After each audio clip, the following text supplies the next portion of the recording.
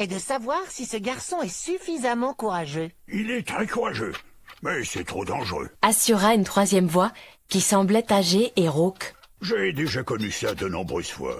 Je sais de quoi je parle. Moi aussi, je suis passé par là. Dit une quatrième voix. La plupart d'entre nous ont été dans ce cas, à un moment ou à un autre. Pas moi. Dit une cinquième voix, grave et lente. Toi, bien sûr que non. Répliqua la première voix. Tu es trop grosse. Je parle de nous, les petits objets. Jack ne reconnaissait aucune de ces voix et il commençait à avoir peur. Qui étaient tous ces gens? Il ne voulait pas ouvrir les yeux par crainte que ces inconnus s'aperçoivent qu'il était éveillé. Si ça se fait, il faut que ce soit cette nuit. Dit la deuxième voix. Je vais le réveiller. Le cœur des autres voix murmura aussitôt sa désapprobation. Mais Jack était surtout inquiet de l'étrange sensation qu'il éprouvait. Il avait l'impression que quelque chose grimpait sur son lit. Il sentait qu'on tirait sur sa couette. C'était quelque chose de pas très grand, de la taille d'un chaton. Il entendait aussi le bruissement de petites billes en plastique glissant les unes contre les autres. Mais avant qu'il puisse se décider à réagir, il sentit qu'on lui touchait la joue. Terrifié, Jack écarta la créature d'un violent revers de main et l'entendit s'écraser contre l'armoire. La voix grave et lente fit « Aïe !» et la deuxième voix ajouta « J'en ai assez de prendre des coups. » Jack chercha à tâtons l'interrupteur de sa lampe de chevet et l'actionna. Clignant des yeux, il regarda autour de lui. Il n'y avait personne. Le cochon de Noël était étendu par terre au pied de l'armoire. Jack était persuadé que c'était lui qu'il venait de frapper. Mais il ne s'attendait quand même pas à le voir se relever, mettre ses pattes sur ses hanches et déclarer « Si tu me tapes encore dessus une fois, espèce d'horrible petit humain, je refuserai de t'aider. » Jack était tellement stupéfait et effrayé qu'il fut incapable de bouger. Il se souvenait que sa mère lui avait dit un jour que le meilleur moyen de savoir si on rêve ou pas est de se pincer. Il essaya de se pincer la jambe et éprouva une douleur bien réelle. « Tu sais parler maintenant ?» murmura Jack. « Tu as l'esprit vif !» répliqua le cochon de Noël, visiblement en colère. « Jack a l'esprit très vif !» dit la voix rauque. Elle provenait d'une vieille petite voiture toute cabossée, de la taille d'une boîte d'allumettes, qui avait appartenu autrefois au père de Jack. Son capot s'ouvrait et se refermait quand elle parlait, et ses phares s'étaient transformés en une paire d'yeux. « Ne sois pas désagréable avec lui. Tu ne sais pas tous les ennuis qu'il a eus. »« Moi aussi j'ai eu des ennuis. » répondit le cochon de Noël. « Au cas où tu l'aurais oublié, il a essayé de m'arracher la tête. Et moi, je lui propose de l'aider. À certaines conditions, bien sûr. » Comme s'il n'était pas suffisamment bizarre de voir un cochon en peluche et une voiture miniature se mettre à parler, Jack s'aperçut que de nombreux autres objets dans la chambre avaient à présent une bouche et des yeux, comme la petite voiture. L'armoire elle-même avait de gros yeux marrons, là où on voyait en temps normal des nœuds dans le bois, et une bouche avait remplacé le trou de la serrure. La corbeille à papier était dotée de 2 petits yeux au bout de tiges en fer blanc, un peu comme des cornes d'escargot. Des bras avaient même poussé à certains objets, de petits bras en métal filiforme sur sa corbeille, et de grosses pattes molles en laine sur son tapis. C'était assez extraordinaire à voir, mais surtout terrifiant. « Il faut l'avertir des dangers qu'il va courir, » disait la voiture miniature au cochon de Noël. « Sinon, il ne saura pas à quoi il s'engage s'il accepte. » Il y eut un murmure d'approbation de la part de tous les objets présents dans la chambre. « Je ne savais pas, » dit Jack, retrouvant enfin sa voix. « Je ne savais pas que les objets pouvaient parler. » Ce qu'il voulait vraiment dire, c'était « Je ne savais pas que vous pouviez ressentir quelque chose. » Un peu plus tôt, il s'était montré très brutal avec tous ces objets, surtout avec le cochon de Noël. « C'est seulement en cette nuit très particulière que nous pouvons parler au pays des vivants. » expliqua le cochon de Noël. « Tu sais bien de quelle nuit il s'agit, n'est-ce pas ?»« La nuit de Noël. » dit Jack. « Exactement. » approuva le cochon. Cela signifie qu'il y a une chance cette nuit et aucune autre, car il nous serait impossible de le faire à un autre moment, pour que nous puissions retrouver ton cochon. « Je sais. » répondit Jack en rejetant sa couette, qui était une des rares choses dans la pièce à n'avoir pas d'yeux et à ne pas pouvoir parler. « Je retourne sur l'autoroute. » Ça ne marchera pas. affirma le cochon de Noël. Elsie se trouve maintenant au pays des choses perdues. Et si tu veux le sauver, tu devras aller le chercher là-bas et le ramener chez toi. Ça n'existe pas, le pays des choses perdues. Dit Jack d'un ton dédaigneux. C'est toi qui l'as inventé. Quoi? Mais qu'est-ce qu'ils disent? La plupart des objets de la chambre se mirent alors à parler en même temps. La boîte de mouchoirs, ses 2 pantoufles et même l'abat-jour qu'il avait rapporté de son ancienne maison. C'était bizarre et terrifiant. Et Jack ne savait pas ce qui l'effrayait le plus. Les objets eux-mêmes ou le risque que Mamie et Papy soient réveillés par tout ce bruit et l'empêchent de sortir de la maison pour aller chercher Elsie. Je vais t'expliquer. Dit de sa voix rauque la petite voiture. Et bien qu'elle fût l'un des plus petits objets de la pièce, les autres firent silence, peut-être parce qu'elle était aussi l'un des plus anciens. Le modèle réduit s'avança sur ses roues rouillées et s'adressa directement à Jack. Le pays des choses perdues est l'endroit où vont les objets quand on les perd. Dit-il. C'est un endroit étrange et terrible qui a ses propres lois très particulières. J'y suis allé bien des fois. Ton père ou toi, vous m'avez perdu si souvent. Désolé. Répondit Jack, mal à l'aise. Il était vrai que souvent, il avait oublié l'endroit du jardin où il avait joué pour la dernière fois avec la petite voiture. Et c'est pourquoi elle était écaillée et rouillée. Vous avez toujours fini par me retrouver. Poursuivit le modèle réduit. Et donc, Dieu merci, le grand perdeur ne m'a jamais attrapé. Le quoi? S'étonna Jack. Le grand perdeur. Répéta la petite voiture. Il règne sur le pays des choses perdues. C'est à cause de lui que les objets tombent des poches alors qu'on les croyait bien à l'abri. C'est lui qui t'embrouille l'esprit quand tu oublies où tu as posé ton stylo.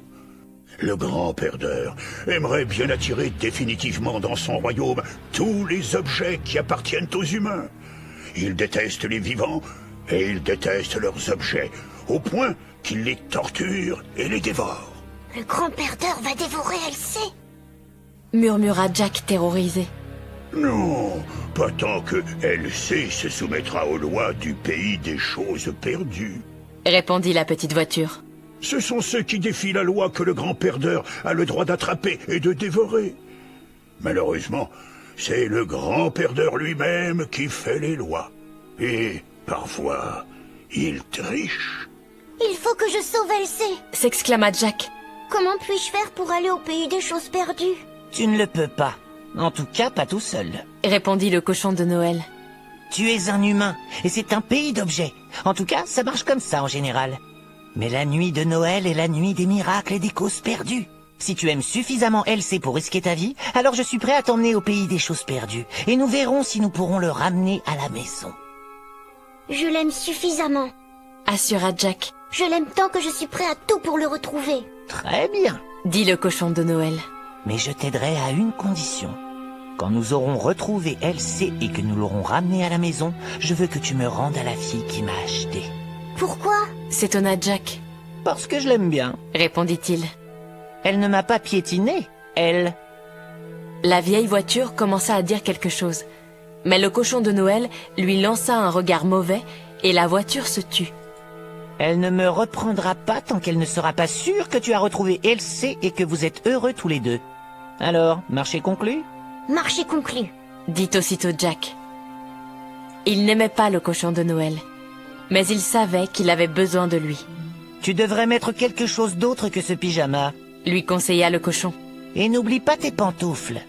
Mais Jack n'avait pas l'intention de laisser le nouveau cochon lui dicter ce qu'il devait faire. Et d'ailleurs, il lui semblait trop étrange de mettre ses pieds dans des objets qui le regardaient en clignant des yeux. Je suis très bien comme ça. Et maintenant, emmène-moi au pays des choses perdues.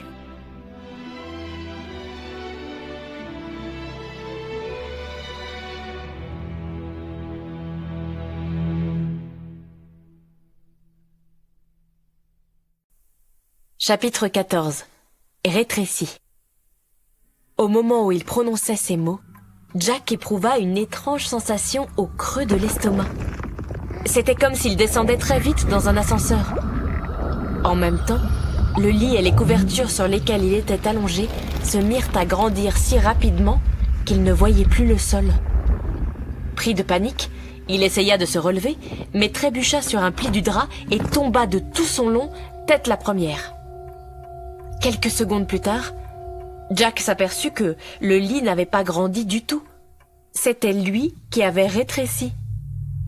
Lorsqu'il parvint à se relever, les plis des draps ressemblaient à des amas de neige géants. Penser qu'on pouvait rétrécir comme ça, en prononçant simplement quelques mots, lui parut terrifiant. Et Jack était vraiment soulagé que sa couette ne soit pas devenue vivante. Sinon, elle aurait pu le tuer en l'étouffant si elle l'avait voulu. La voix du cochon de Noël monta du sol. « Laisse-toi glisser sur le coin de la couette, Dit-il. c'est très facile. » Ce n'était pas vrai. Mais Jack fit de son mieux. Et après une descente effrayante qui se conclut par un saut dans le vide d'une belle hauteur, il atterrit à côté du cochon de Noël. Ils étaient à présent exactement de la même taille. 20 centimètres. Eh bien, au revoir tout le monde. Dit le cochon de Noël qui se dirigea vers la porte de la chambre.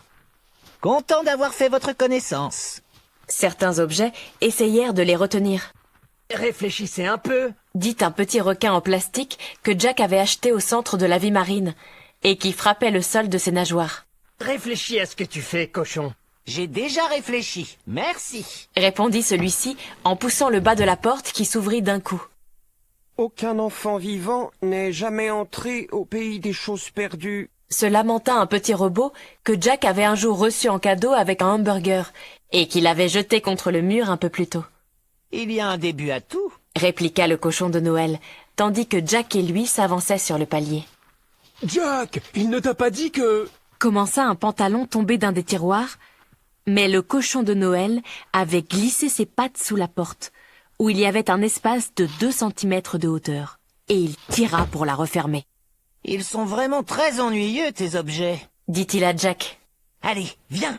Pensant que le cochon de Noël était vraiment très mal poli, et que Holly et lui étaient faits pour s'entendre, Jack le suivit jusqu'à l'escalier et l'imita lorsqu'il le vit se laisser glisser de chaque marche sur la suivante. La rampe paraissait aussi haute qu'un gratte-ciel, à présent que Jack était si petit. Elle projetait des ombres effrayantes sur le garçon et le cochon à mesure qu'ils descendaient. « Pourquoi l'escalier ne parle pas ?» demanda Jack tandis qu'il se laissait tomber d'une marche sur la suivante. Et ma couette, pourquoi elle ne parle pas non plus? Certains objets ne sont pas suffisamment éveillés pour parler, même la nuit de Noël. Répondit le cochon. Ta couette est neuve? Oui, Dit Jack. Alors elle n'a pas encore eu le temps de s'imprégner de toi. C'est ça qui éveille les objets. À force d'être utilisés, ils absorbent les sentiments humains. Mais les objets comme les murs ou les escaliers sont tellement évidents aux yeux des humains qu'ils n'ont pas l'occasion de s'éveiller. toi aussi tu es neuf. Fit observer Jack. Et tu es très éveillé. Et même un peu trop. Pensa-t-il sans le dire. Je suis un cas particulier. Expliqua le cochon de Noël. Jack pensa qu'il se vantait, et que ce n'était pas du tout le genre de remarque que ferait Elsie, car Elsie ne se mettait jamais en avant, lui. Maintenant, il faut qu'on décide du meilleur endroit pour se perdre. Reprit le cochon de Noël. C'est plus difficile que tu ne pourrais le penser quand on veut le faire exprès. Tu as une idée? C'est aussi simple que ça pour arriver là-bas. S'étonna Jack. Il suffit de se perdre. Oui, mais ce sera difficile car tu dois très bien connaître cette maison. Ce sera peut-être plus facile dans le jardin. Proposa Jack. Surtout maintenant que je suis tout petit. Nous pourrions traîner une chaise jusqu'à la porte de derrière, grimper jusqu'à la serrure et l'ouvrir. Bonne idée. Approuva le cochon de Noël. Il venait d'arriver en bas de l'escalier. De quel côté on va? Jack conduisit le cochon de Noël le long du couloir obscur en direction de la cuisine. Un couloir bien long quand on ne mesurait que 20 centimètres de haut. Par chance, il y avait un grand espace sous la porte qui donnait accès à la cuisine. Tous deux se mirent à plat ventre et parvinrent à ramper dessous en se tortillant. Excellent! Commenta le cochon de Noël. Maintenant, si nous parvenions à pousser cette chaise vers... Mais il ne termina pas sa phrase. Un gigantesque animal à 4 pattes venait de se dresser devant eux. Un monstre aux longues dents jaunâtres, le poil hirsute et les yeux étincelants. Avec un aboiement caverneux, le monstre se jeta sur le cochon de Noël, dérapant sur le linoléum, et parvenant presque à l'attraper entre ses puissantes mâchoires. « Sauve-toi! Sauve-toi !» cria le cochon qui retourna en courant vers la porte. Jack le suivit. Il sentait sur sa nuque la laine fétide de Toby le chien et entendait le crissement de ses griffes sur le sol. Jack et le cochon de Noël plongèrent à plat ventre sous la porte et se retrouvèrent dans le couloir. « Tu aurais dû me prévenir qu'il y avait un chien !» dit le cochon d'une voix pantelante, alors que Jack et lui, toujours allongés par terre, essayaient de reprendre leur souffle. « J'ai oublié. Dit Jack. D'habitude, il n'habite pas ici. » Toby le chien gémissait et grattait de l'autre côté de la porte, s'efforçant de les attraper. « Alors il va falloir passer par la porte de devant. » reprit le cochon de Noël, qui se releva et s'épousta. « Viens !» Mais au même moment, Toby le chien se jeta contre la porte de la cuisine avec une telle force qu'elle s'ouvrit à la volée. Jack et le cochon remontèrent le couloir en courant, poursuivis par Toby le chien qui glissait et dérapait sur le parquet. Il les pourchassa dans le salon obscur et Jack et le cochon se précipitèrent sous le canapé.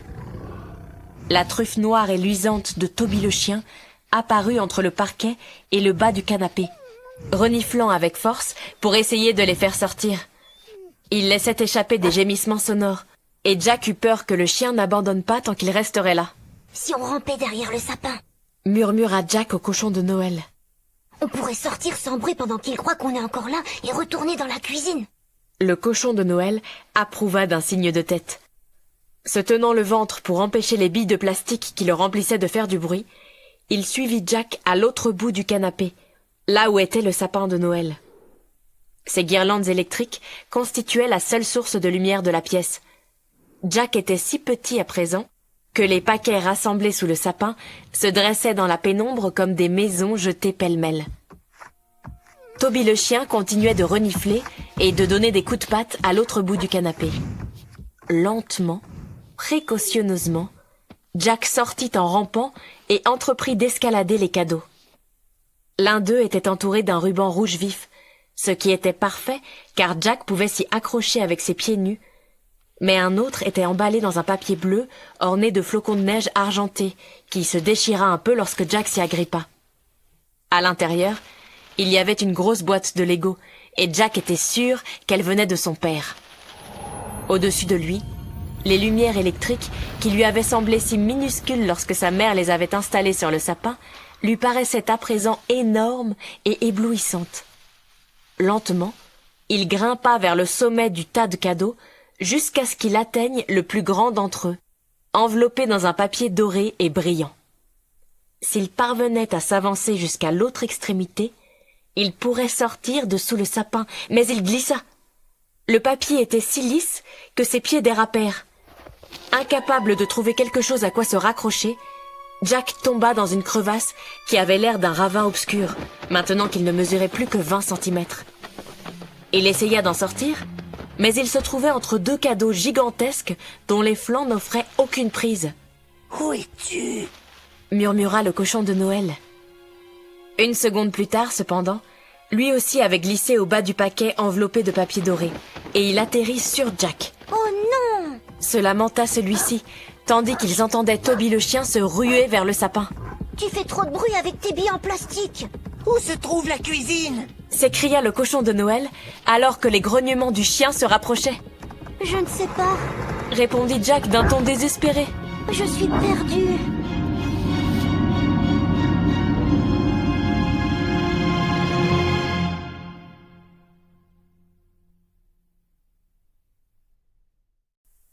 Deuxième partie, la salle des égarés. Chapitre 15, sous l'arbre. Dès qu'il eut prononcé le mot « perdu », il n'y eut plus rien sous les pieds de Jack. Il tombait, ou plutôt, il sombrait lentement, là où aurait dû se trouver le parquet.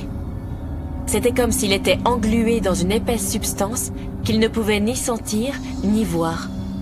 Les lumières des guirlandes avaient disparu, tout était d'un noir d'encre. « Cochon de Noël !» appela Jack, pris de panique. « Je suis là !» répondit sa voix dans les ténèbres. « Ne t'inquiète pas, c'est comme ça qu'on entre au pays des choses perdues. Il y aura de la lumière dans un instant. » Et en effet, quelques secondes plus tard, Jack vit à nouveau le cochon de Noël. Tout comme lui, il tombait en flottant dans le vide. Leur environnement s'éclaira peu à peu, et Jack s'aperçut que chacun d'eux s'enfonçait dans une colonne de lumière dorée. Au-dessus de leur tête, il y avait 2 trous bien ronds dans un plafond de bois, dont il pensa qu'il devait être le plancher du monde qu'ils avaient quitté. Son monde, celui où vivait sa mère, celui où se trouvait tout ce qu'il avait connu jusqu'alors. Il sombrait, sombrait, sombrait, et Jack remarquait à présent que lui et le cochon de Noël étaient loin d'être les seuls à tomber lentement le long de leur colonne de lumière. Il y avait des milliers et des milliers d'objets tout autour d'eux.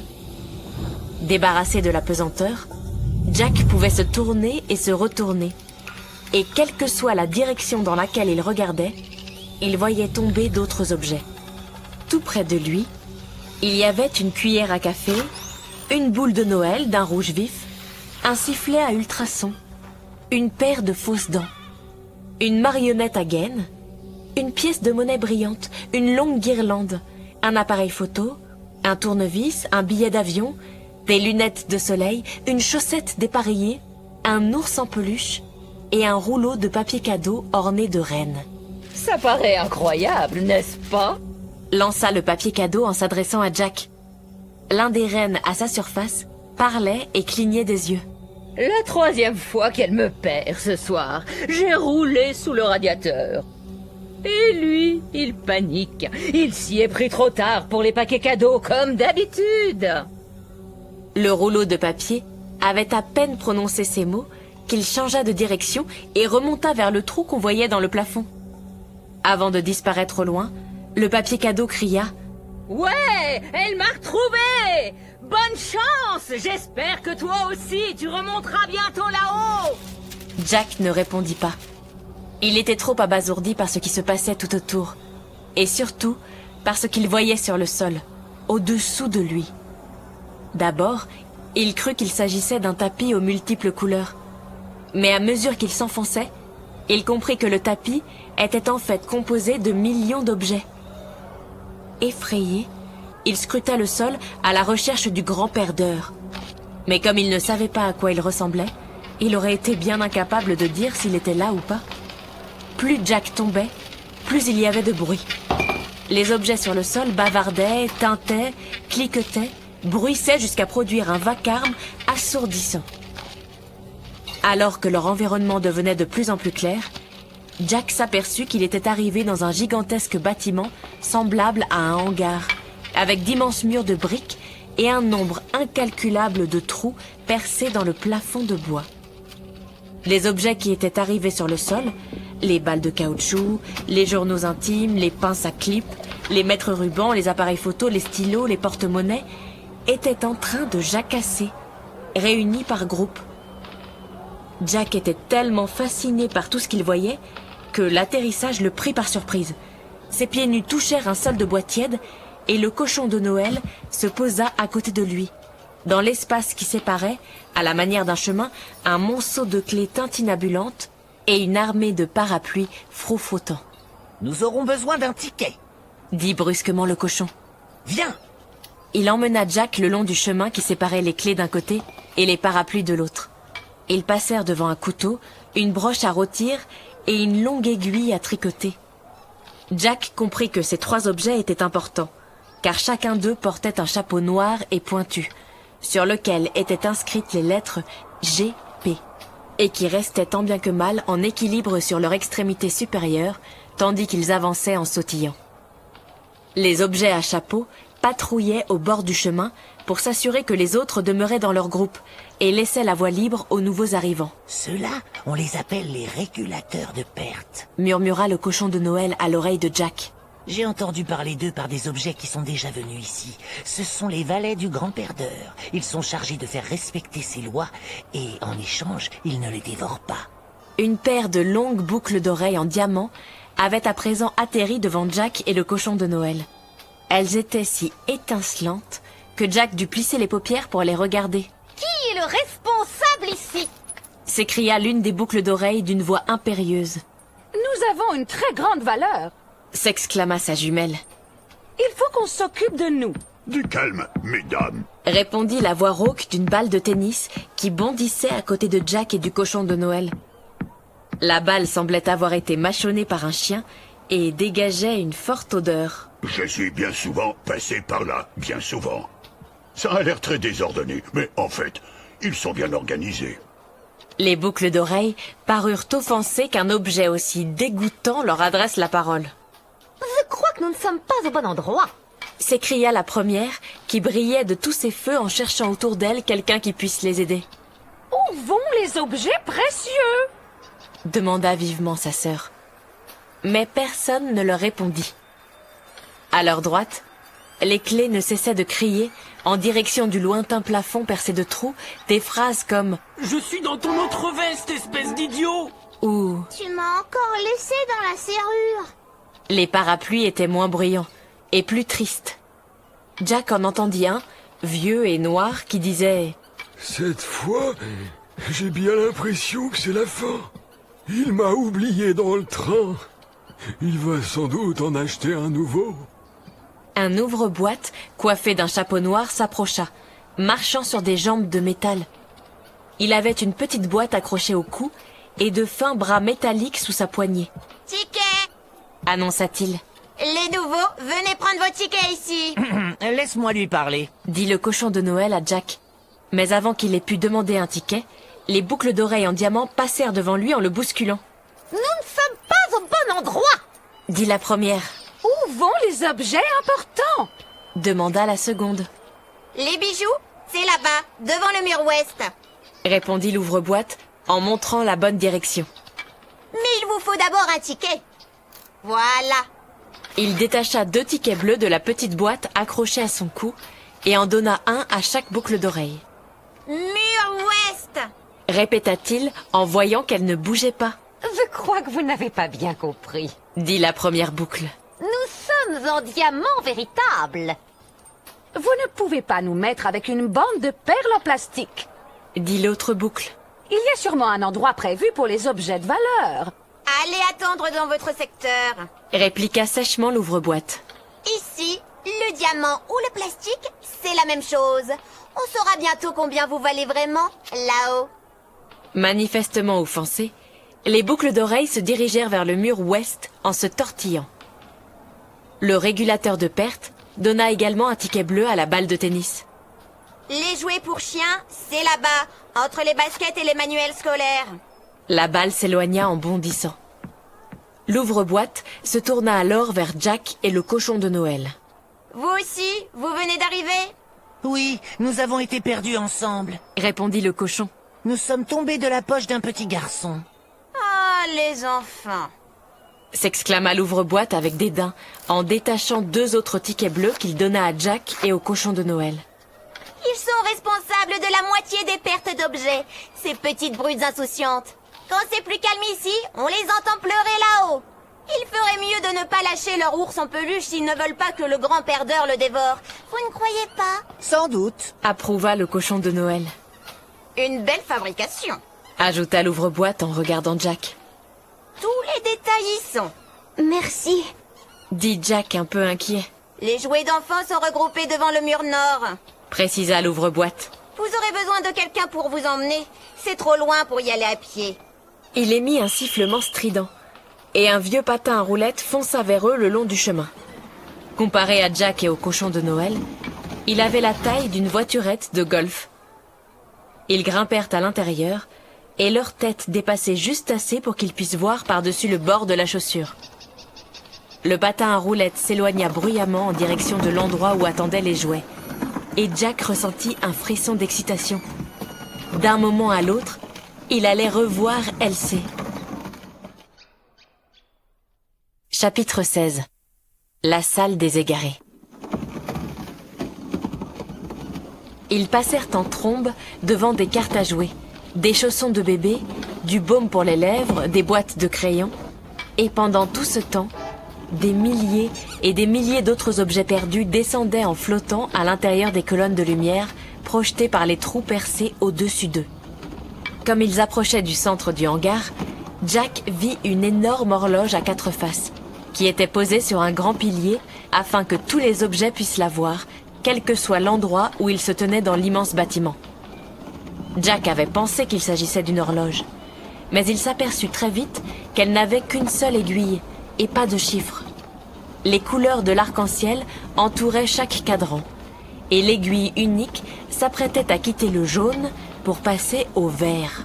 « Je croyais que le pays des choses perdues était effrayant. » dit Jack au cochon de Noël.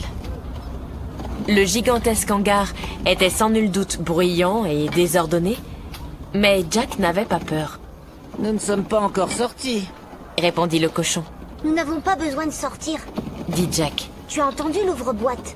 Elsie doit être près du mur nord avec les autres jouets. » « Sûrement pas, » affirma le cochon. Il y a trop longtemps qu'il a été perdu. J'ai entendu raconter tout ça par les clés du magasin où j'ai été acheté. Elles sont souvent venues ici. Cet endroit s'appelle la salle des égarés. C'est là qu'arrivent les objets qui ne sont pas perdus à proprement parler. Un humain peut avoir posé un objet pendant quelques minutes en oubliant où il l'a mis, par exemple. Les objets ont le droit de rester dans la salle des égarés pendant 1 heure pour leur donner une chance d'être retrouvés avant de devoir sortir dans le domaine du grand perdeur. Alors Elsie est dehors, là où se trouve le grand perdeur? Demanda Jack, son sentiment d'excitation s'évanouissant soudain. Oui, assura le cochon de Noël. Et ne t'inquiète pas, du moment qu'il respecte la loi, il ne devrait pas avoir d'ennui. Mais ma petite voiture a dit que c'était le grand perdeur qui faisait les lois et qui trichait. C'est vrai, admit le cochon. Mais Elsie est intelligent et raisonnable. Je suis sûr qu'il ne fera pas de bêtises. Comment sais-tu qu'il est intelligent et raisonnable? Demanda Jack. Parce que nous sommes frères, expliqua le cochon de Noël. Mais tu ne l'as jamais rencontré? Ça n'a pas d'importance. Il est mon frère et je suis le sien. Nous sommes pareils. Vous n'êtes pas du tout pareils, protesta Jack, de peur que le cochon ne lui suggère de rentrer à la maison et de le garder à la place de Elsie. Non, reconnut-il. J'avais oublié. Il y a quelque chose en moi qui te donne envie de m'arracher la tête. Je t'ai dit que je le regrettais, fit remarquer Jack. Non, tu n'as rien dit du tout, répliqua le cochon de Noël. Très bien, alors je te le dis maintenant, je suis désolée d'avoir fait ça, affirma Jack. Ils restèrent silencieux un moment. Le patin à roulettes passa devant une vaste étendue couverte de livres empruntés à des bibliothèques, leurs pages bruissant du récit des différentes façons dont ils avaient été perdus. Il me semble que je vois des jouets, dit enfin Jack. Devant eux se pressaient dans un espace immense de la taille de 5 terrains de football, des poupées, des dinosaures en plastique, des petites voitures, des cordes à sauter, des yo-yo, des jeux de cartes, des pièces de puzzle et des dominos. Tous les jouets imaginables. Et même si le cochon de Noël l'avait prévenu que Elsie ne serait pas là, Jack ne pouvait s'empêcher d'espérer voir ses oreilles de travers et ses yeux en bouton. Mais il n'y avait aucune trace de lui. Ce qu'il faut, dit le cochon de Noël, alors que leur patin à roulettes ralentissait, c'est trouver 2 jouets qui soient prêts à échanger leurs tickets avec les nôtres. Pourquoi? S'étonna Jack. Parce que comme ça, nous pourrons entrer au pays des choses perdues sans avoir à attendre 1 heure. Expliqua le cochon. Ça ne devrait pas être difficile. Tout le monde veut rester ici le plus longtemps possible, parce que le grand perdeur ne peut rien contre les objets qui sont dans la salle des égarés. Le patin à roulettes s'arrêta, les laissa descendre et repartit très vite. Près de l'endroit où il se trouvait, il y avait un monstre à 2 têtes qui pleurait dans ses mains.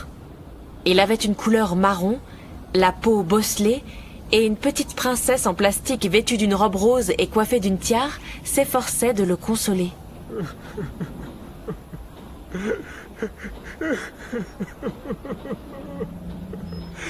Je n'arrive pas à croire qu'il ne m'ait pas retrouvé.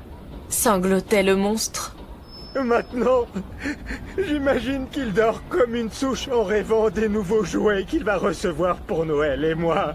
Je vais me faire dévorer par le grand perdeur. Allons, il faut garder le moral, disait la princesse. Il a encore le temps de te retrouver. Demande à ces 2-là d'échanger leurs tickets contre les nôtres, murmura le cochon de Noël à l'oreille de Jack. Mais ne leur dis pas pourquoi. Ils vont trouver très étrange que nous ayons hâte de quitter la salle des égarés. Vas-y, tu as l'air d'une figurine articulée. Ils ne se méfieront pas. Quelle raison dois-je leur donner pour vouloir l'échange? Demanda Jack inquiet. Le cochon de Noël réfléchit intensément, le groin plissé. Dis à la princesse que tu la trouves très jolie. Suggéra-t-il. Et que tu voudrais la protéger du grand perdeur et que tu es d'accord pour échanger les tickets, ce qui lui permettra de rester un peu plus longtemps en sécurité. Jack devint tout rouge. Je ne dirai jamais ça. Alors je le ferai pour toi, dit le cochon d'un ton agacé. Il prit le ticket des mains de Jack et s'avança à grands pas vers la princesse et le monstre à deux têtes, les billes de son ventre crissant au rythme de ses pas. Jack entendit ce qu'il disait. Princesse, mon camarade a remarqué que vous étiez dans la détresse, votre ami et vous-même. Comme c'est une figurine très violente... Au même instant, un diable jaillit brusquement de sa boîte, ce qui provoqua des cris de terreur parmi les nombreux objets rassemblés à proximité. Jack en fut ravi, car tout ce bruit l'empêcha d'entendre les choses très gênantes que disait à la princesse en plastique le cochon de Noël, qui revint bientôt auprès de lui, tenant dans sa patte 2 tickets verts et non plus bleus. Par-dessus l'épaule du cochon, Jack vit le monstre à 2 têtes qui lui envoyait des baisers. Il sentit ses joues s'enflammer et se détourna. La princesse a dit qu'elle n'avait pas besoin d'être protégée et qu'elle avait hâte de partir à l'aventure, raconta le cochon de Noël. Il voulait t'embrasser, mais je lui ai expliqué que tu étais trop timide. Très bien, marmonna Jack en prenant son nouveau ticket. Avec ces tickets-là, on devrait pouvoir sortir d'un moment à l'autre, dit le cochon. Ah! Il pointa sa patte vers l'étrange horloge au sommet du pilier. Son aiguille passait du jaune au vert.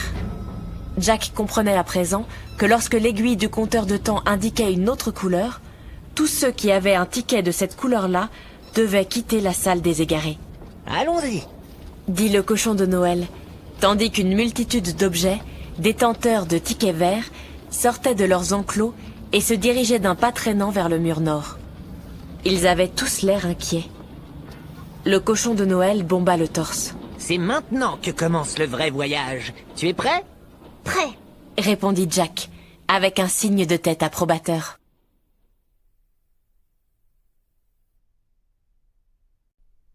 Chapitre 17. Les 3 portes. Les détenteurs de tickets verts formaient des files d'attente désordonnées. On se pressait, on se bousculait. De nombreux objets continuaient de contempler avec ferveur les trous de retrouvailles qu'on voyait au plafond, espérant qu'une colonne de lumière dorée allait se fixer sur eux et les ramener au pays des vivants.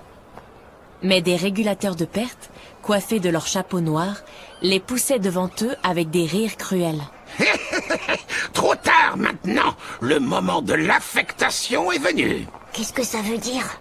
Marmonna Jack à l'oreille du cochon de Noël. Je ne sais pas très bien, répondit celui-ci. Je crois qu'il s'agit de l'endroit du pays des choses perdues où on va nous envoyer. Ils se joignirent à une file d'attente, derrière une somptueuse bague ornée d'un saphir. C'est à ne pas croire, disait-elle d'une voix forte à qui voulait l'entendre. Elle m'a enlevé de son doigt pour se laver les mains et m'a oublié au bord du lavabo. Jack lançait des regards anxieux pour essayer de voir ce qui se passait en tête de la file. Au début, il ne vit rien du tout, mais la queue avançait rapidement, et il s'aperçut bientôt qu'il se dirigeait vers une longue rangée de bureaux auxquels étaient assis d'autres régulateurs de perte, parmi lesquels un piège à souris, un tire-bouchon et une agrafeuse. Derrière les bureaux se dressaient 3 portes gigantesques. La première était en bois brut, comme celle d'une grange ou d'une remise. La deuxième était constituée d'acier brillant, comme pour un coffre ou une chambre forte. La dernière était un grand panneau d'or étincelant, magnifiquement gravé de fleurs et de motifs en forme de plantes grimpantes. Dans les files d'attente, de nombreux objets montraient cette 3e porte avec des expressions d'envie. Un par un, ceux qui étaient arrivés en tête de la file étaient invités à s'asseoir à l'un des bureaux. Les régulateurs de perte leur posaient des questions, puis, une fois l'entretien terminé, leurs tickets étaient tamponnés et on leur ordonnait de se diriger vers l'une des portes. « Je suis inquiet, » dit soudain le cochon de Noël. « Pourquoi ?» demanda Jack. « Je me demande comment nous pourrons te faire passer devant les régulateurs de perte sans qu'ils s'aperçoivent que tu es un humain. » répondit le cochon. « L'ouvre-boîte n'a rien remarqué ?» fit observer Jack. Ce n'était pas son travail de savoir qui tu étais ou de décider où il fallait t'envoyer. Dit le cochon de Noël. Il faut vite inventer une histoire. Dans quelle usine as-tu été fabriqué? Je n'en sais rien. Répondit Jack en essayant sans succès de trouver un nom qui ressemblerait à celui d'une usine. Tu n'auras qu'à dire l'usine Dingledon à Birmingham. Suggéra le cochon de Noël. C'est l'usine où j'ai été fabriqué. Et ils y font aussi des figurines articulées.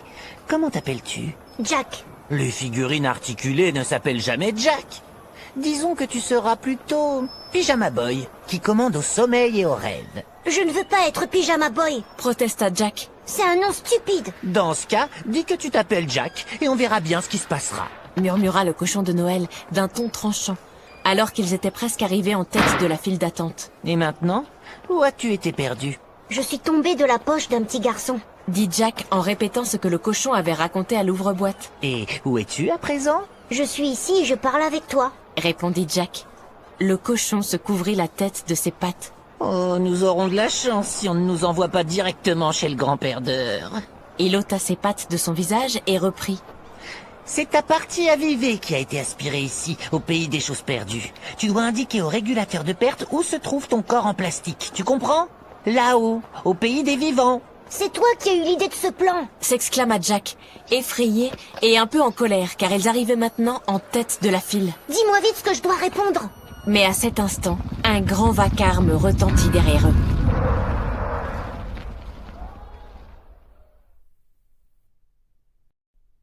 Chapitre 18. Le prisonnier.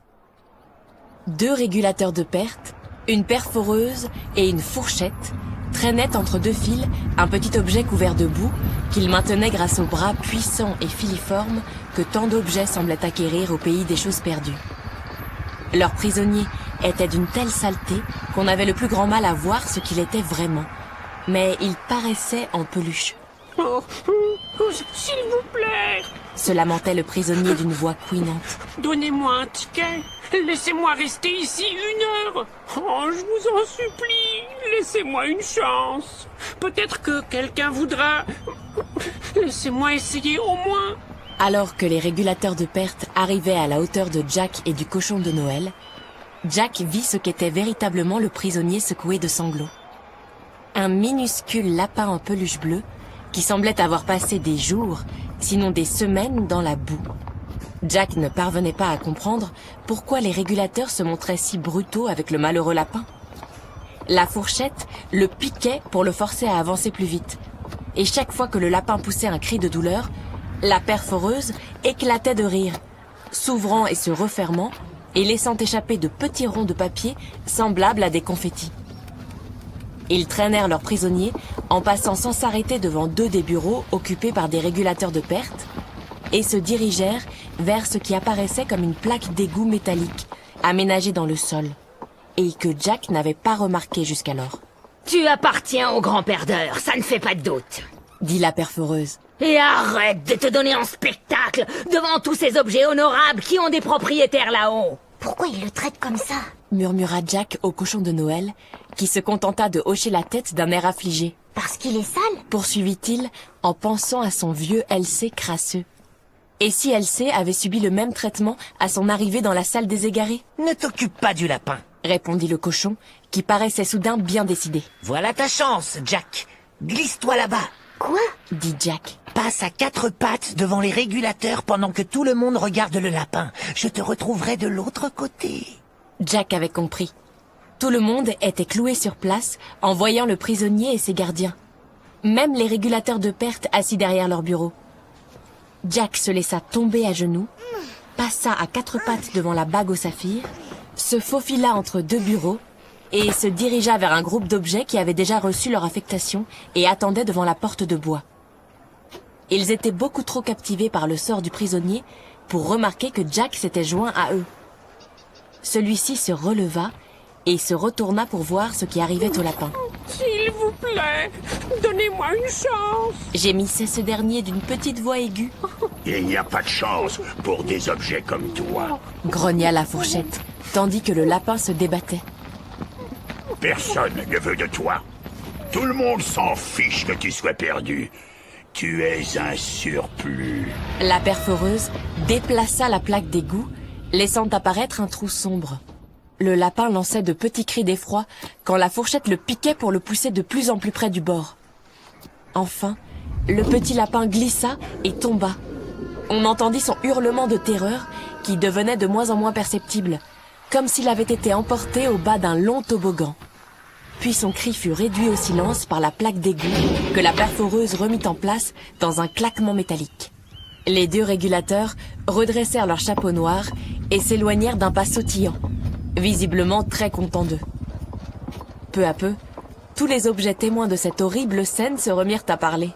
Un peigne en plastique, debout à côté de Jack, murmura. « C'était effroyable, n'est-ce pas ?» Il avait une apparence étrange, avec un œil de chaque côté et sa bouche apparaissait entre 2 de ses dents. « Oui. » approuva Jack. C'était terrible. Il sentait que l'un d'eux aurait dû essayer d'aider le lapin, au lieu de le regarder se faire jeter dans le trou. Il regretta de n'avoir rien tenté, mais il aurait risqué d'être reconnu comme humain, et peut-être l'aurait-on obligé à quitter le pays des choses perdues avant qu'il ait pu retrouver Elsie. C'est ignoble, la façon dont il traite les surplus. Dit au peigne une pile électrique qui parlait à voix basse pour n'être pas entendue des régulateurs. Le cochon de Noël était maintenant arrivé en tête de la file d'attente la plus proche. Le tire-bouchon, régulateur de perte, qui venait d'envoyer la bague au saphir devant la porte d'or, parlait fort. Et Jack put ainsi entendre tout ce qu'ils se disaient, le cochon et lui. « Non ?» demanda le tire-bouchon. Le cochon de Noël. Où avez-vous été fabriqué? À l'usine d'Ingledon, Birmingham. Date et lieu d'avivement? Cet après-midi, répondit le cochon. Au magasin de jouets de Pendleton. Et ils vous ont déjà perdu? Ah là là! Se désola le tire-bouchon.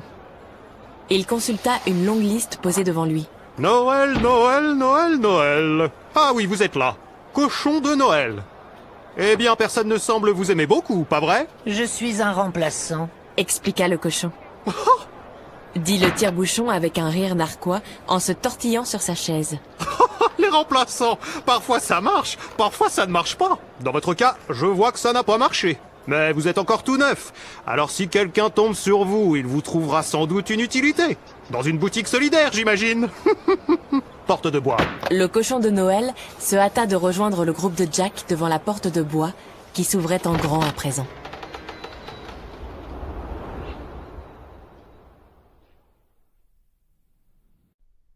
Chapitre 19. Bruit de sabots. Lorsqu'ils sortirent, une bouffée d'air glacé les frappa de plein fouet. À la grande surprise de Jack, car il faisait nuit quand il avait quitté le pays des vivants, le soleil était seulement en train de se coucher à l'extérieur du hangar.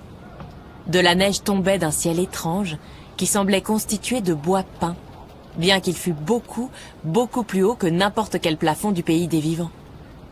Jack apercevait au loin dans ce ciel de bois quelques trous de retrouvailles, qui permettaient de rappeler des objets qu'on avait retrouvés. Mais il y en avait beaucoup moins que dans le plafond de la salle des égarés. Autour de lui, le paysage était désert et sinistre. Une étendue rocailleuse, désolée, qui se perdait dans le lointain, parsemée de quelques touffes de chardon. Avec ce sol ingrat et cette neige tournoyante, c'était le lieu le moins accueillant que Jack ait jamais vu. Il jeta un coup d'œil par-dessus son épaule, vers le mur de la salle des égarés, et vit à son grand étonnement que la porte qu'il venait de franchir avait disparu. Il comprit alors qu'il n'y avait plus moyen de revenir en arrière, à moins de retrouver Elsie. Il sentit monter en lui la crainte que le pays des choses perdues soit encore plus étrange et plus compliqué qu'il ne l'avait pensé. Par exemple, que voyaient les objets qui passaient par les autres portes une fois de l'autre côté? Et plus important encore, quelle porte Elsie avait-il emprunté? Jack entendit alors un bruit de sabots. Lui et le reste du groupe, qui en dehors du peigne et de la pile électrique, rassemblaient une petite règle en plastique, une gomme en forme de panda, des lacets et une paire de baguettes chinoises, se retournèrent et virent approcher des objets en forme de chevaux. Il y avait des poneys en plastique, une licorne rose en peluche, un cheval de trait en poterie et plus grand que les autres, un gros âne en osier chargé de paniers remplis de fruits en plastique accrochés de chaque côté de sa selle. À la tête de ces divers objets s'avançait à cheval un autre régulateur de perte. Une paire de ciseaux de cuisine coiffés de 2 chapeaux noirs, un pour chacun de ses anneaux. Les ciseaux étaient montés pointe en bas sur un cheval de bois doté de roues qui couinaient. Allez, allez, dépêchons-nous. Lança sèchement Ciseaux. Non! Ajouta-t-il brusquement en s'adressant à Jack et au cochon de Noël qui se dirigeaient vers les poneys en plastique. Vous êtes les plus grands, vous pourrez monter à 2 sur l'âne. Jack et le cochon de Noël grimpèrent alors sur l'âne en osier qui laissa échapper un gémissement. Oh, attention à mon osier. Il n'est pas incassable, figurez-vous. La plupart des autres objets éprouvèrent de grandes difficultés à prendre place sur leur monture. Le peigne, la pile électrique, la règle et les baguettes chinoises ne cessaient de glisser. Et la paire de ciseaux ordonna au lacet de les attacher pour les maintenir en selle. Lorsque tout le monde eut réussi à enfourcher son cheval, une sirène au son plaintif résonna derrière les murs de la salle des égarés. Oh mon Dieu! Dit Ciseaux en sursautant. Voilà qui n'annonce rien de bon. Qu'est-ce que ça veut dire? Interrogea le peigne qui avait l'air paniqué. Ça veut dire... Répondit Ciseaux. Qu'un objet se trouve là où il ne devrait pas être. Jack et le cochon de Noël échangèrent des regards inquiets. Le garçon était certain que le cochon pensait la même chose que lui. D'une manière ou d'une autre, les régulateurs avaient découvert la présence de Jack, bien qu'il ait évité de répondre aux questions. Est-ce que le grand-père d'heure va venir? Murmura la règle en plastique qui tremblait de peur. Peut-être. Répondit Ciseaux. Si un objet a désobéi au règlement, le grand perdeur voudra l'attraper et le dévorer. Quand on désobéit, on devient un surplus, et les surplus se font manger. Cela a toujours été comme ça, et ce sera toujours comme ça. C'est la loi. Ciseaux lança un regard perçant aux objets montés sur leurs chevaux. Vous avez tous reçu une affectation en règle, n'est-ce pas? Demanda-t-il. Tout le monde répondit oui d'un signe de tête. Ciseaux donna alors un petit coup au flanc de sa monture pour la faire avancer. Les roues couinèrent en se mettant en mouvement, et tous les objets s'engagèrent sur un chemin neigeux qui contournait le paysage désolé. Si quelqu'un ment, nous ne tarderons pas à nous en apercevoir. Dit Ciseaux d'une voix sinistre.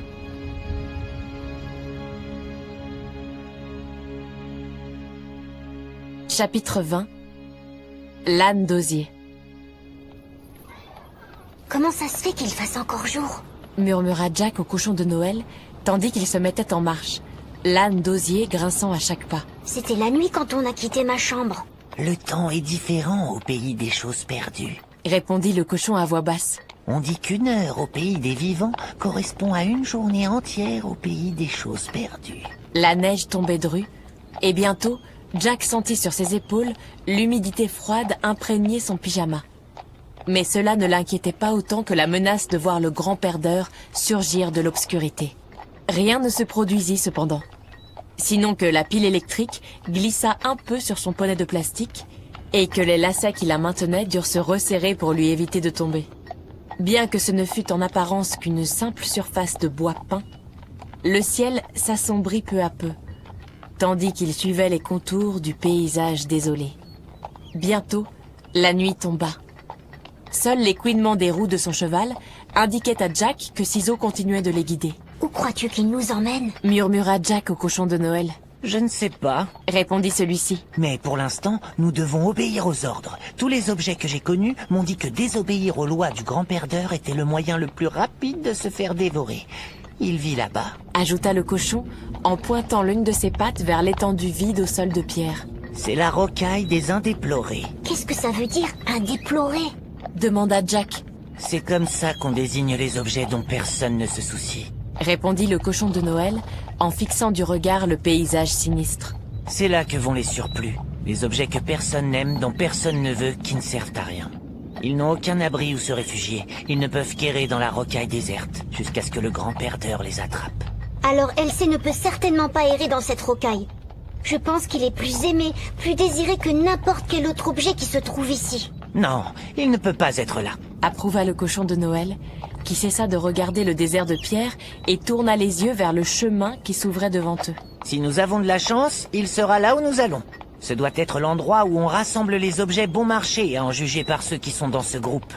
Elsie n'est pas un objet bon marché, répliqua Jack. Il a beaucoup de valeur.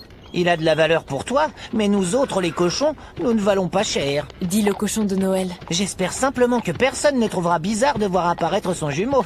Oh, ne t'inquiète pas pour ça. Répondit Jack. Tu ne ressembles pas du tout à Elsie. Il n'a pas la même couleur. Ses yeux sont tombés et ils ont été remplacés par des boutons. Ses oreilles sont de travers et il sent meilleur que toi. Leur âne d'osier avançait en oscillant et en grinçant. La pile électrique se plaignit. Elle avait à nouveau glissé le long du flanc de son poney, ce qui obligea les lacets à se serrer encore plus étroitement autour d'elle. Qu'est-ce que tu veux dire par « il sent meilleur » interrogea le cochon de Noël. Je ne sais pas. Il sent comme Elsie, c'est tout. Et moi, je sens quoi demanda le cochon. Tu sens le magasin de jouets et la moquette, répondit Jack. Une odeur de rien. Merci beaucoup. Il y eut ensuite un silence qui ne laissait entendre que le claquement des sabots en terre cuite ou en plastique, les grincements de l'âne en osier et le couinement des roues du cheval que montait Ciseaux. Enfin, ce dernier cria « Bienvenue chez vous !» Dans l'obscurité se dessinait une pancarte en bois vermoulu sur laquelle était écrit en lettres écaillées « Bienvenue à Jetable City ».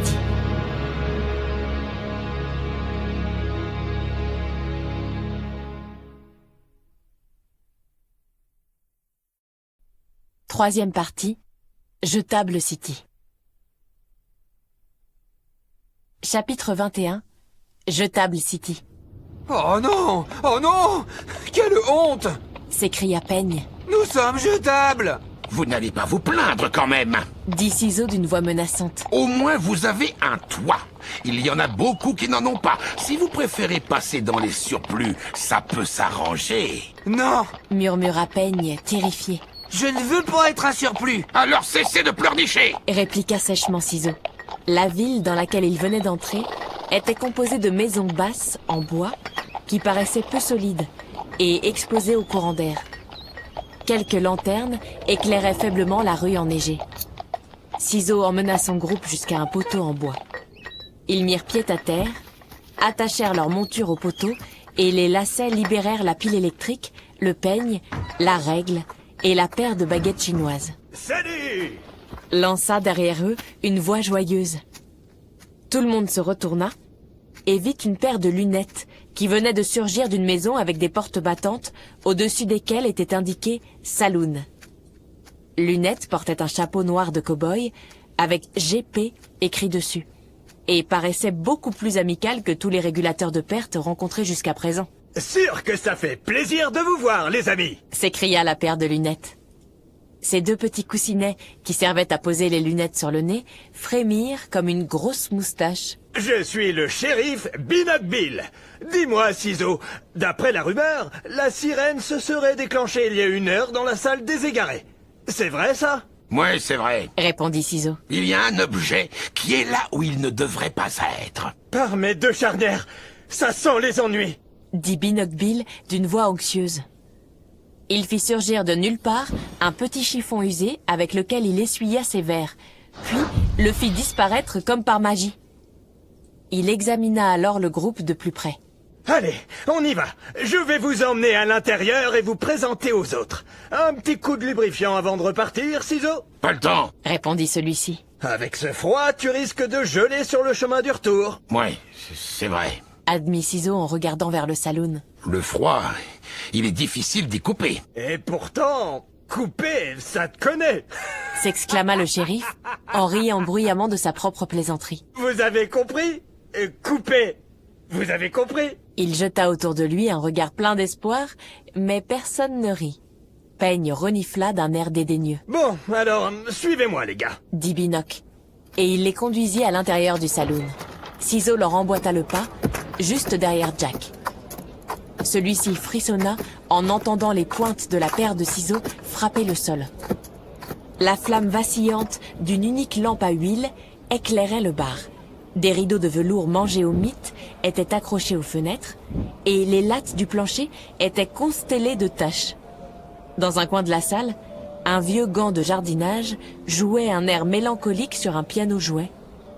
Au plafond, il y avait encore un de ces trous de retrouvailles et juste au-dessous, une vieille boîte à sandwich en fer blanc occupait 2 sièges à elle seule. « Au piano, c'est 5 doigts !» annonça Binoc Bill.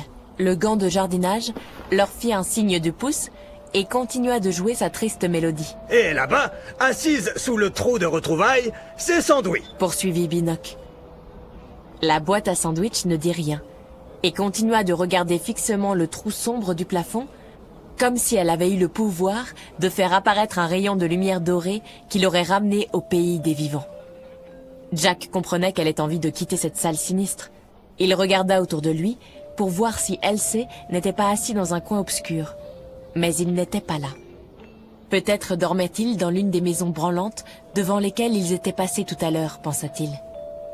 Il se demandait à quel moment il pourrait se glisser au dehors pour aller jeter un coup d'œil, lorsque Binoc dit « Bon, on pourrait peut-être s'installer bien à l'aise, pas vrai ?» Tout le monde s'assit. Les portes battantes laissaient entrer un courant d'air glacial, et Jack faisait de son mieux pour ne pas grelotter. Il regrettait de ne pas avoir suivi les conseils du cochon de Noël avant leur départ. Il aurait dû emporter un sweat à capuche et des chaussures, mais il ne lui aurait jamais avoué cela. « Alors, bienvenue à Jetable City !» dit le shérif. On n'a pas grand-chose dans cette ville, mais tout ce qu'on a, on le partage. Ah, bien sûr, ajouta-t-il en jetant un regard au peigne qui continuait de renifler avec dédain. Je vois bien qu'il y en a certains qui ne sont pas très heureux d'être là. Comment qui que ce soit pourrait-il être heureux de se retrouver chez les Jetables ? Répliqua Peigne, qui se mit à sangloter. Ça veut dire que nous ne valons rien aux yeux de nos propriétaires. Les baguettes chinoises fléchirent un peu en entendant ces paroles. Au pays des choses perdues, les objets avaient tendance à devenir plus flexibles, en plus d'avoir des bouches, des yeux et des bras. Et la gomme en forme de panda soupira. « Ah mais ce n'est pas vrai, mon cher monsieur !» répliqua Binoc Bill avec conviction. « Si vous n'aviez aucune valeur, vous seriez déjà passé par la bouche d'égout dans la salle des égarés. » Je croyais avoir une certaine importance pour lui. Sanglota Peigne, sans prêter attention aux paroles de Binoc. Il retira un cheveu noir d'entre deux dents. Nous sommes restés ensemble pendant des années. Je croyais qu'il tenait à moi. Allons, l'ami, un peu de courage, dit le shérif avec douceur. On sait bien ce que c'est, nous autres les petits objets bon marché. Personne n'a eu le cœur brisé quand on a disparu.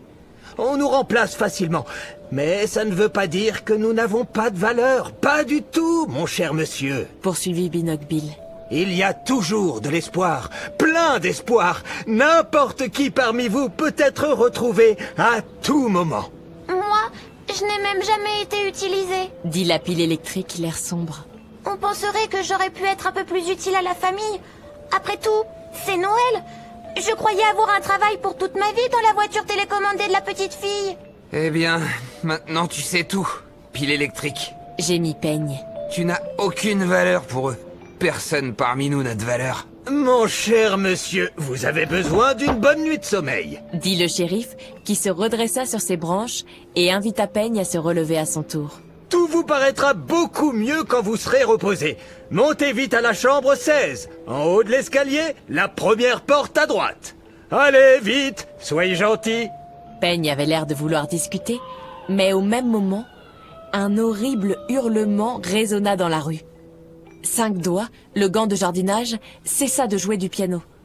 Binoc Bill, Ciseaux et même Sandwich se tournèrent brusquement en direction de la rocaille des Indéplorés. « Qu'est-ce que c'était » demanda Peigne d'une petite voix aiguë. « Il vaut mieux ne pas savoir ce qui se passe dans la rocaille » assura Ciseaux, qui buvait son verre de lubrifiant devant le bar. « Contentez-vous de faire ce qu'on vous dit, et si vous avez de la chance, vous ne saurez jamais ce qui provoque les hurlements. »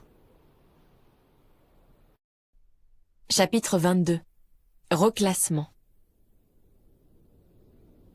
Lorsque Peigne eut disparu en haut de l'escalier, Binoc Bill dit « Et si 5 doigts nous jouait quelques chansons de Noël pour nous remonter le moral ?» Le gant de jardinage commença à jouer « Ô petite ville de Bethléem », mais cela ne changea pas grand-chose. Jack voyait bien que tous les objets pensaient encore comme lui aux hurlements qu'ils avaient entendus. « Alors voilà !» dit Binoc au nouveau venu. « Les règles sont simples ici. Restez toujours dans les limites de la ville et soyez joyeux. N'oubliez pas qu'à tout moment, vous pouvez être retrouvés. Ou reclassé. Reclassé? Répéta la pile électrique. Qu'est-ce que ça veut dire? Ça veut dire que votre valeur là-haut a changé. Répondit le shérif. Prenons ton cas, pile électrique. Personne ne pense avoir besoin de toi pour le moment, mais imaginons que le jour de Noël, ils s'aperçoivent qu'il manque une pile dans la manette de la voiture télécommandée. Tu deviendras alors beaucoup plus importante pour eux. Ils feront plus d'efforts pour te retrouver et, pendant qu'ils chercheront, tu seras envoyé à Zutseusa, la ville d'à côté, parce que tu es devenue nettement plus précieuse pour tes propriétaires. Et à Zutseusa, tu auras ta petite maison privée, peut-être même avec un jardin. Mais si vous restez toujours à jetable